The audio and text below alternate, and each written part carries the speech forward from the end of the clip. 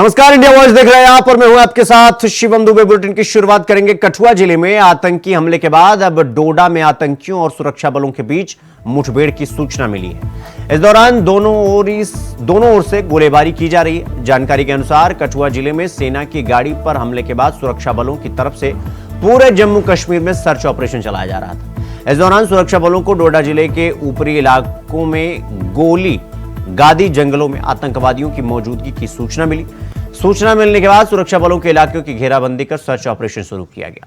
Search operation के दौरान छिपे हुए आतंकवादियों ने सुरक्षा बलों पर फायरिंग कर दी, जिसके जवाब में सुरक्षा बलों ने भी गोलियां चलाई और मुठभेड़ शुरू हो गई।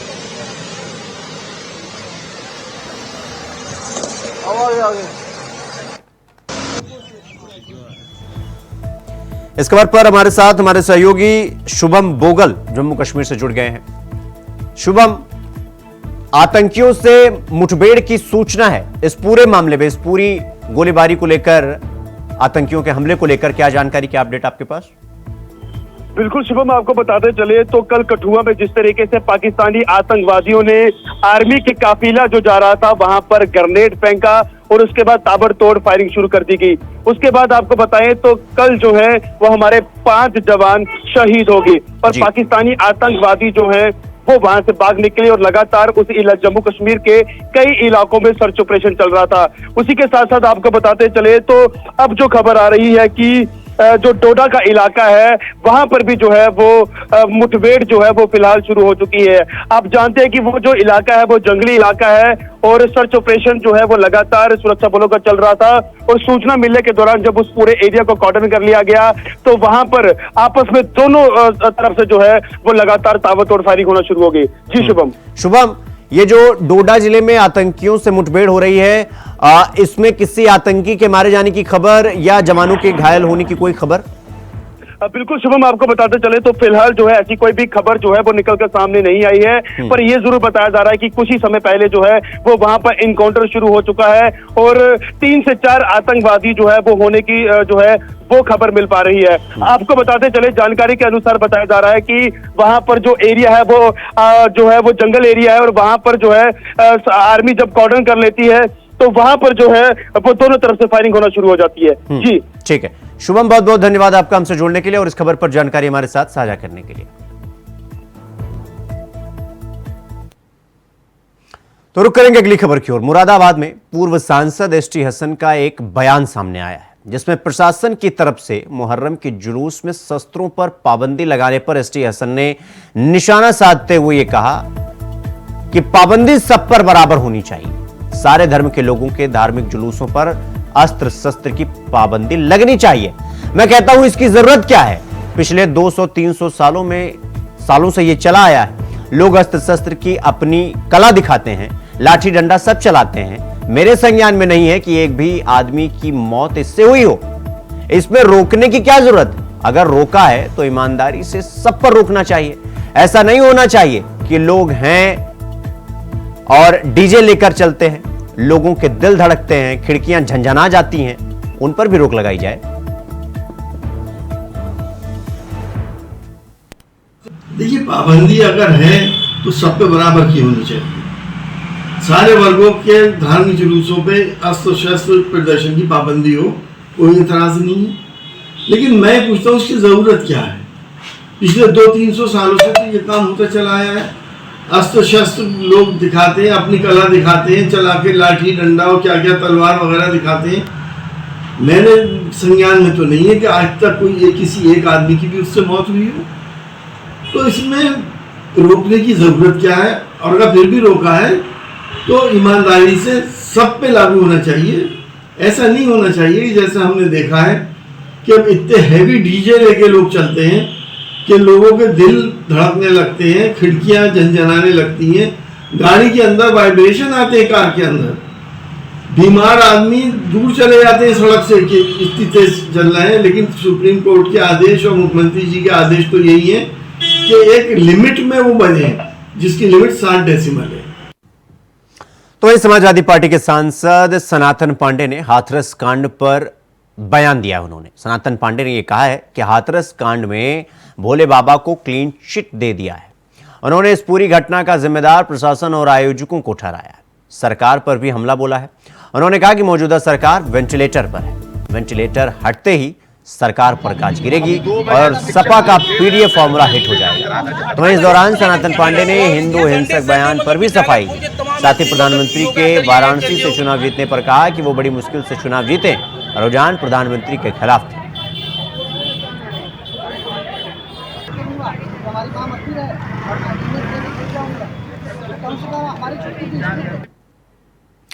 वहीं मैनपुरी के बिछुआ नारायण साकार विश्व हरि आश्रम पर श्रद्धालु पहुंचकर बाबा की जयकारा लगा रहे हैं। दरअसल मंगलवार को नारायण साकार हरि उर्फ भोले बाबा के आश्रम में बाबा के भक्त पहुंच रहे हैं। आश्रम के बाहर पुलिस बल को तैनात किया गया है और भक्तों के अंदर प्रवेश पर रोक लगा दिया गया है, जिसके चलते बंद आश्रम के बाहर से ही भक्त नतमस्तक होकर हाजिरी लगा रहे हैं।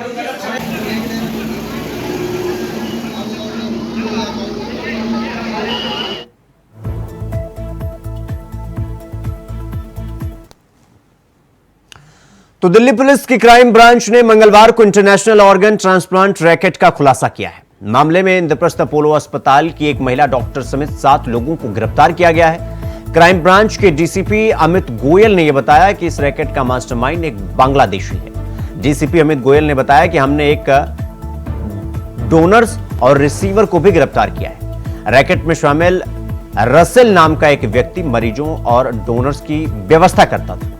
प्रत्येक ट्रांसप्लांट के लिए 25 से 30 लाख रुपए लेते थे।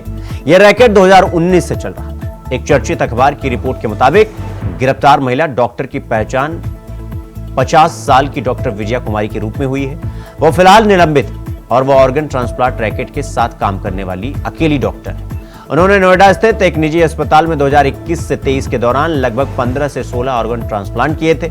सूत्रों ने बताया कि डॉक्टर विजया कुमारी एक सीनियर कंसल्टेंट और किडनी ट्रांसप्लांट सर्जन है और वह अस्पताल में फी फॉर सर्विस यानी काम के आधार पर पैसों पर काम करती है, यानी कि वो अस्पताल की रेगुलर कर्मचारी नहीं थी। पुलिस ने डॉक्टर विजया, उनके असिस्टेंट विक्रम के साथ ही इस मामले में 5 और लोगों को भी गिरफ्तार किया है। आईसी क्राइम ब्रांच ने एक अंतर्राष्ट्रीय किडनी रैकेट का भांडाफोड़ किया है, जिसमें 7 लोग गिरफ्तार किए गए हैं। इसमें 3 लोग बांग्लादेशी नेशनल थे, जो कि उनमें एक मास्टरमाइंड रसेल था और ये लोग वहीं से बांग्लादेश से किडनी के पेशेंट और डोनर को आइडेंटिफाई करके लाते थे, यहाँ लाते थे, यहाँ रुकवाते थे, उनके टेस्ट कराते थे और उनका ट्रांसप्लांट कराते थे। एक उनके साथ उनका ट्रांसलेटर था और एक डॉक्टर और डॉक्टर के 2 स्टाफ, तो कुल 7 लोग की गिरफ्तारी हुई है अभी तक।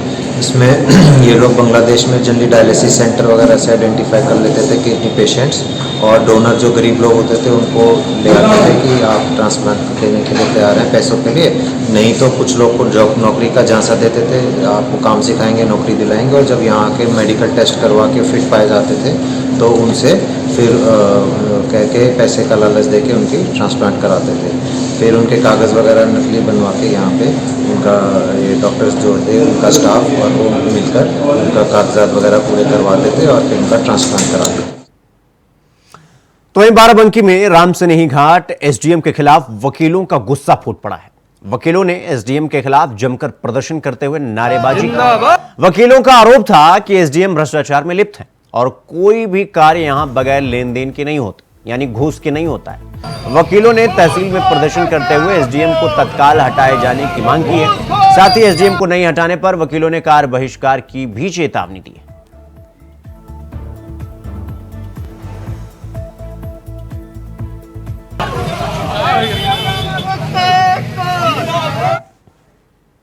तो बारिश होने के बाद जल भराव की समस्या अब लोगों के लिए मुसीबत बनती जा रही है। पूरा मामला मैनपुरी के नगर पालिका परिषद क्षेत्र से जुड़ा हुआ है, जहां आम आदमी पार्टी के नेतृत्व में कलेक्ट्रेट पर विरोध प्रदर्शन किया गया। महिलाओं ने जल भराव की समस्या से परेशानी होने की जानकारी दी। नगर पालिका अध्यक्ष और सभासद पर भी गंभीर आरोप लगाए। चुनाव के समय सभी को वोट की चिंता रहती है, मगर विकास के नाम पर शून्य। स्कूली बच्चे जल भराव होने की वजह से विद्यालय तक नहीं जा पा रहे, जिसको लेकर जिलाधिकारी से जल भराव की समस्या से निजात दिलाए जाने की मांग की गई।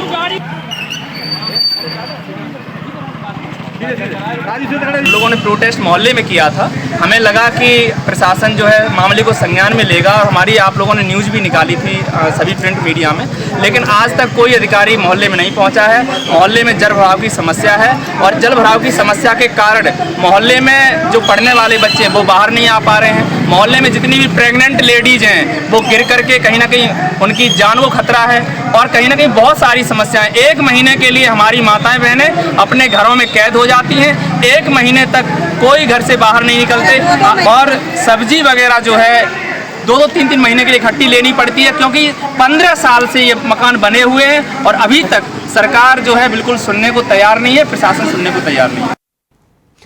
तो वहीं आगरा रेल मंडल के धौलपुर रेलवे स्टेशन पर स्टेशन प्रबंधक के साथ मारपीट का मामला सामने आया है। स्टेशन प्रबंधक रामवीर मीणा ने यह बताया कि हम रेलवे स्टेशन पर साफ सफाई का जायजा ले रहे थे। उस वक्त प्लेटफॉर्म पर बनी कैटरिंग के पास अवैध वेंडरों का जमावड़ा दिखाई दिया। जब हमने उनसे पूछताछ की तो वो हमारे साथ अभद्रता पर उतारू हो गए और मेरा गिरेबान पकड़कर मेरे साथ हाथापाई की और अभद्र व्यवहार भी किया।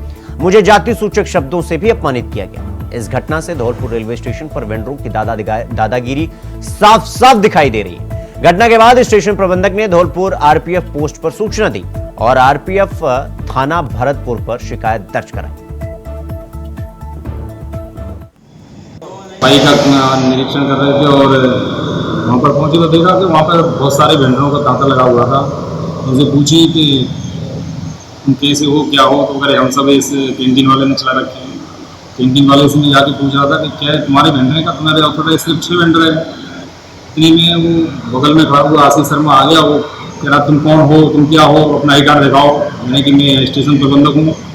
ना कहने के बाद ही उसने तुरंत गलेवान पकड़ लिया और हाथ उठाने लग गया। मैंने इसलिए अपने उच्च अधिकारियों को रिपोर्ट की। जीआरपीएफ ने FIR दर्ज कराई, आरपीएफ ने भी अपनी रिपोर्ट दर्ज कराई। तो वहीं नगर पालिका सिद्धार्थनगर के अलग अलग वार्डों में बन रहे आरसीसी रोड और नालियों का निरीक्षण करने पहुंचे ईओ की जिलाधिकारी डॉक्टर राज गणपति आर ने नवनिर्माण सड़क और नाली के कामों से असंतुष्ट हुए, जिसके बाद से उन्होंने जमकर क्लास लगाई और सड़क की खुदाई करवाकर सड़क की व्यवस्था देखी। तो वहीं नीचे गिट्टी न मिलने पर ईओ से स्पष्टीकरण मांगा और निरीक्षण के दौरान नाली भी देखा गया, लेकिन मौके पर नाली बना नहीं है, लेकिन पेमेंट किया गया और इसको लेकर भी ईओ को निर्देशित किया गया।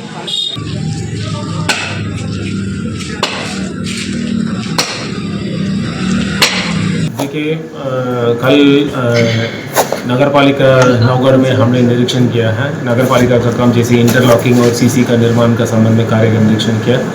कार्य के दौरान कुछ कमियों पाया गया है, जैसे इंटरलॉकिंग में नीचे GSP का बिल्कुल कमी है, उसका तुरंत दुरुस्त करने के लिए ईओ नगर पालिका का मैंने निर्देशित किया और 15 दिन का समय भी दिया गया। और साथ ही साथ जो सीसी निर्माण और नाली का निर्माण ना करते हुए मतलब उसका पैसा का पेमेंट पूरा किया गया, इसके संबंध में स्पष्टीकरण ईओ को निर्मित किया गया।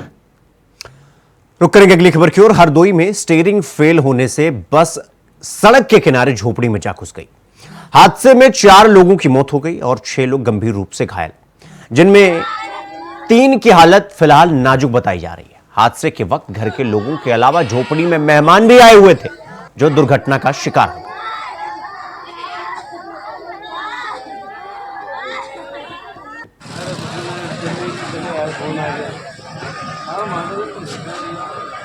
भैया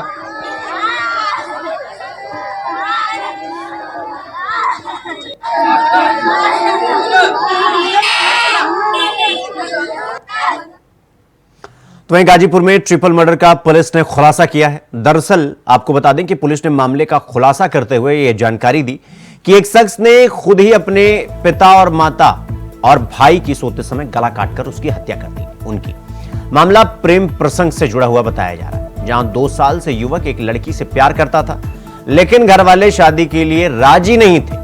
मामले की जांच में जुटी पुलिस ने 24 घंटे में मामले का खुलासा कर दिया।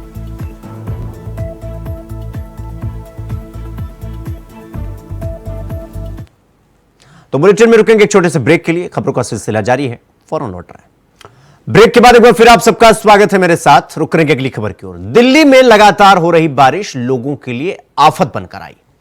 बारिश होने के बाद हालात बहुत खराब हुए। मानसून में बदलाव होने से दिल्ली में लगातार हो रही बारिश के बाद जलभराव से जहां कई लोगों की जान चली गई और चली जाती, तो वहीं कुछ लोग बीमार भी हो गए। लेकिन सिस्टम का फेल होना तब सामने आ जाता है जब इतनी मुश्किलों के बाद भी प्रशासन की ओर से कोई ठोस कदम नहीं उठाए जाते, जिसके चलते लोगों को काफी परेशानियों का सामना करना पड़ता है।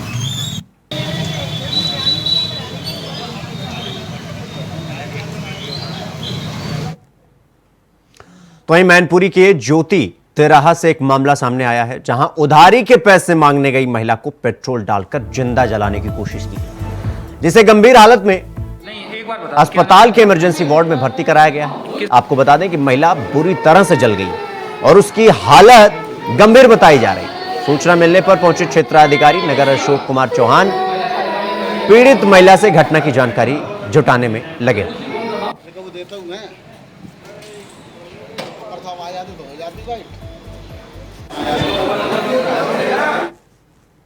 तो वहीं मंगलवार को केंद्रीय सूक्ष्म लघु और मध्यम उद्यम मंत्री जीतन राम मांझी ने कायर बोर्ड की समीक्षा बैठक ली, जिसमें मंत्री जीतन राम मांझी ने कहा कि कायर के क्षेत्र में बड़ी संभावनाएं हैं।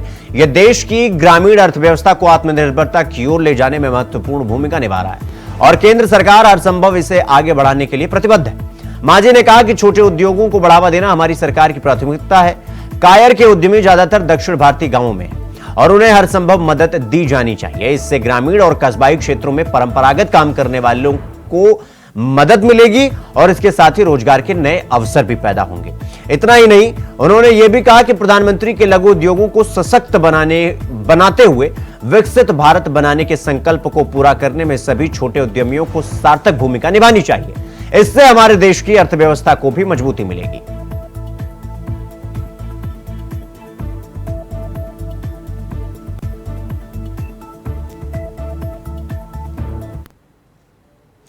तो वहीं यूपी के बलिया में थाना रसड़ा कोतवाली क्षेत्र में देर रात पुरानी रंजिश को लेकर दो पक्षों में मारपीट हो गई।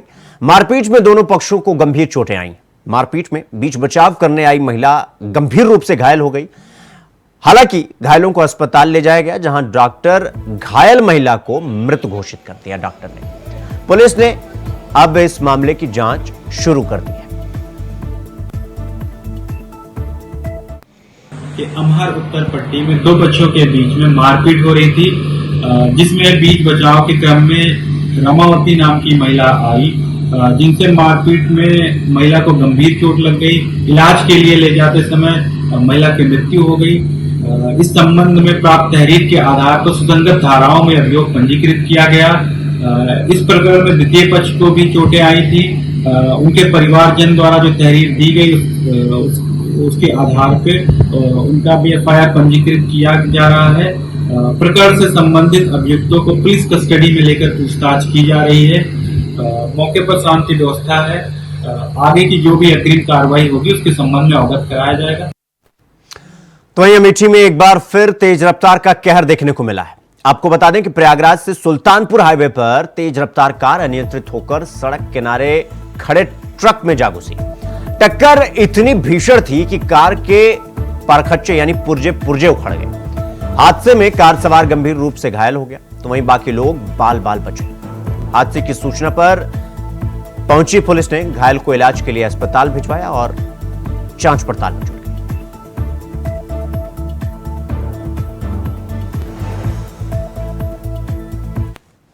तो उत्तर प्रदेश के परिषदीय विद्यालयों में अध्यापकों का डिजिटल अटेंडेंस की प्रक्रिया शुरू करने पर आदेश जारी होने पर जौनपुर में शिक्षक एकजुट हुए और डिजिटल अटेंडेंस के विरोध में आकर सरकार के खिलाफ हल्ला बोलते हुए जिलाधिकारी को ज्ञापन सौंपा।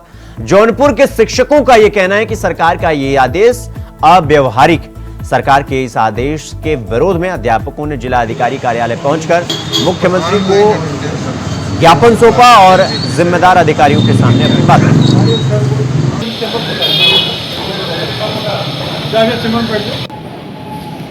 सरकार बिना तैयारी के, बिना किसी हमारे जितने भी दिक्कतें परेशानियां थी उसको दूर किए बिना ही लोगों को झोंक दी, जबकि वो 15 जुलाई से शुरू होना था। वो क्या वजह थी कि सरकार उसको 8 जुलाई से ही लगा दी और उसमें इतनी परेशानियां हैं कि हम लोगों को सिर्फ सीएल मिलता है, कैजुअल लीव 14 की संख्या में, जबकि जितने भी कर्मचारी हैं सरकारी सबको 31 दिन का ईएल मिलता है।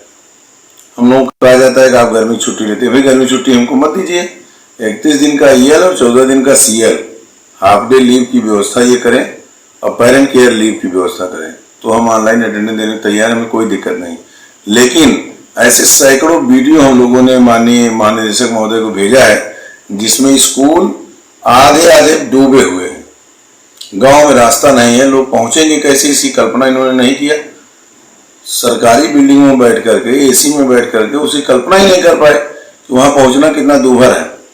कहीं लोग नाव से जा रहे हैं तो कहीं लोग जो है कीचड़ में से जा रहे हैं, कहीं उनकी गाड़ी फंस रही है। इन सारी समस्याओं का निदान करने के बाद आप जैसे चाहे अटेंडेंस लें, हमारे लोग तैयार। तो खबरों में आगे बढ़ेंगे। अयोध्या की रुदौली के आदर्श नगर पालिका स्थित काशीपुर वार्ड में बना सामुदायिक सुलभ शौचालय में गंदगी का अंबार लगा हुआ है, जिसके इंडिया वॉइस की टीम ने रियलिटी चेक किया तो सामुदायिक सुलभ शौचालय के गेट पर ताला मिला। गेट के बाहर गंदगी की भरमार लगी हुई है, लेकिन जिम्मेदार आंखों पर पट्टी बांधकर बैठे हुए। देखिए रिपोर्ट। कोई जाहिल टाइप का बात उठाने वाला है नहीं, अब आप लोग जाओगे तो कुछ नाम बढ़ेगा। अरे पूरा खुदा। इंडिया वॉइस की टीम जो इस समय काशीपुर वार्ड में है और जो सामुदायिक शौचालय बना हुआ है उसमें गंदगी का अंबार जो है देखने को मिला है। और वार्ड के सभासद जो है ज्ञान चंद्र मिश्रा है, उनसे हम बात करते हैं। क्या कहेंगे, सामुदायिक शौचालय पे जो है बहुत गंदगी का अंबार लगा हुआ है, लोगों को काफी दिक्कतें होती। देखिए, हमारी अभी हम 6-7-8 महीने हुआ नए सभासद हुए हैं।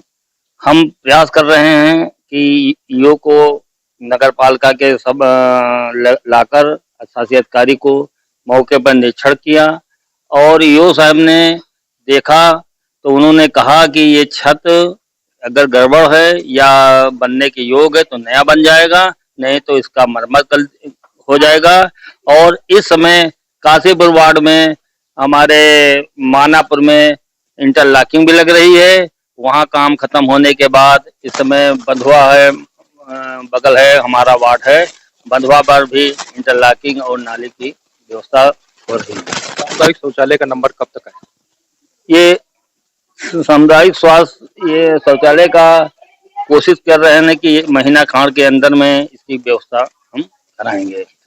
ये हमारे साथ वार्ड के सभासद थे ज्ञान चंद्र मिश्रा, उनका साफ तौर पे कहना है और इंडिया वॉइस को उन्होंने कहा है कि 1 महीने के अंदर जो है सामुदायिक शौचालय की स्थिति बदल जाएगी और काशीपुर वार्ड में कई और विकास कार्य जो है इंटरलॉकिंग के चल रहे हैं और आने वाले दिनों में जो है काशीपुर वार्ड की स्थिति जो है देखने वाली होगी। सहयोगी रमेश पांडे के साथ विनय मिश्रा, इंडिया वॉइस, अयोध्या।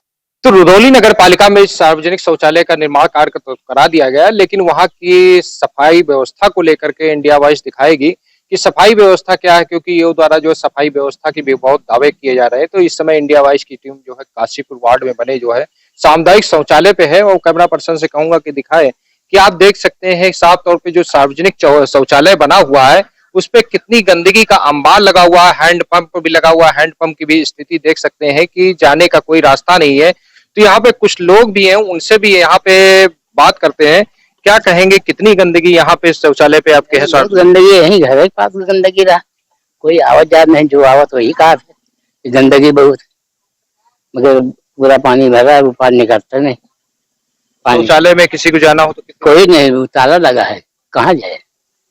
गंदगी भी गंदगी भी है पूरी, देखा यहाँ सड़क पूरी भरा है और देखो ताला लगा है माँ, तो अगर कोई जाना चाहे तो कहाँ जाए।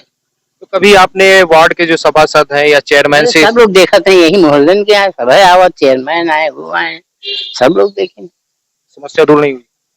कहाँ दूर हो रही है, नहीं सही, पानी पूरा निकल नहीं ना, वो बाजार के लग से पूरा पानी आवत, बाजार के पास से पूरा पानी आवत, तो बीच में पुल टूट हुआ, कोई जिम्मेदारी नहीं। तो सफाई व्यवस्था नहीं हो रही, कुछ नहीं होते, बस खाली आवत, फोटो खींच लेन, खड़े होकर दीजिए ने भरवा मारी, चलते बने। अच्छा, बारिश में क्या होगा? अब बारिश में देखा अभी भर जाएगा पूरा, जलमग्न हो जाएगा। 4 घंटा के बाद खाली हो। परेशानियां है, बहुत परेशानी। क्या नाम पड़ता है? हमारा सुरेश चंद्र मिश्रा नाम है, हमारा मकान है। तो यहाँ पे जो सुरेश चंद्र मिश्रा है, उनका साफ तौर पे कहना है कि सार्वजनिक शौचालय का निर्माण कार्य तो कराया गया है, लेकिन सफाई व्यवस्था जो है उसके नाम पे जो है केवल खाना पूर्ति की जाती है। और बारिश के दिनों में जो है ये काशीपुर वार्ड है, यहाँ के मोहल्ले वासियों को काफी दिक्कतें होती है, क्योंकि जलमग्न हो जाता है, पानी की निकासी की भी कोई व्यवस्था नहीं है।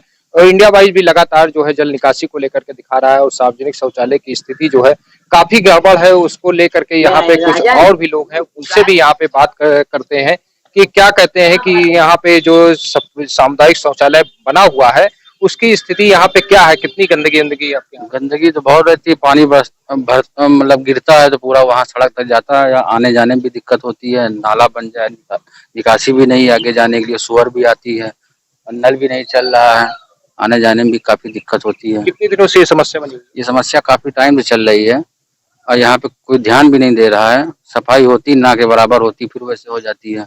तो कभी इसकी शिकायत ईओ है, आपके वार्ड के सभासद हैं, चेयरमैन है, उनसे किया? सबसे किया, सब लोग आते हैं, देखते हैं और निकल जाते हैं, सबका आना जाना इसी रास्ते से है और कभी कुछ नहीं हुआ, बस टाइम तो हल्का फुल्का हुआ, उसके बाद काम खत्म हो गया। समस्या वैसी ही बनी? समस्या वैसी बरकरार है। अच्छा, बारिश जब होगी तो यहाँ पे क्या पानी पानी वहां तक भर जाता है, आगे सड़क तक निकासी बंद हो जाती है, वो घर तक छूने लगता है पानी। कितनी परेशानियां होती हैं? परेशानी, आना जाना बंद हो जाता है, दूसरे रास्ते से आते जाते हैं। बारिश का पानी भी घर में घुसता है? घर में तो नहीं घुसता, घर ऊंचा है, घर नीचा होता तो घर में भी घुस जाता, सड़क बंद हो जाती है। लोगों का नीचा भी तो होगा? हाँ, कुछ लोगों का नीचा उसमें जाता है पानी। दिक्कतें हो रही? दिक्कतें काफी हो रही है। क्या नाम पड़ता है? मेरा नाम अमित दुबे है, मेरा घर इसी मोहल्ले में है, काशीपुर। यहाँ पे अमित दुबे है, उनका साफ तौर पे कहना है कि सामुदायिक शौचालय का निर्माण कार्य नगर पालिका द्वारा करा दिया गया, लेकिन सफाई व्यवस्था के नाम पे जो है केवल खाना पूर्ति की जाती है, जिससे आम जनता को यहाँ पे काफी दिक्कतें होती हैं। बरसात के दिनों में पूरी तरीके से जलमग्न हो जाता है। अब ये देखने वाला होगा कि नगर पालिका के ईओ और चेयरमैन या वार्ड के सभासद जो है इस सामुदायिक शौचालय की सफाई व्यवस्था और जल निकासी व्यवस्था को लेकर के क्या उपाय करते हैं। सहयोगी रमेश पांडे के साथ विनय मिश्रा, इंडिया वाइज। तो बुलेटिन में फिलहाल अभी के लिए बस इतना ही। देश और दुनिया की तमाम खबरों को देखने के लिए देखते रहिए इंडिया वॉइस। नमस्कार।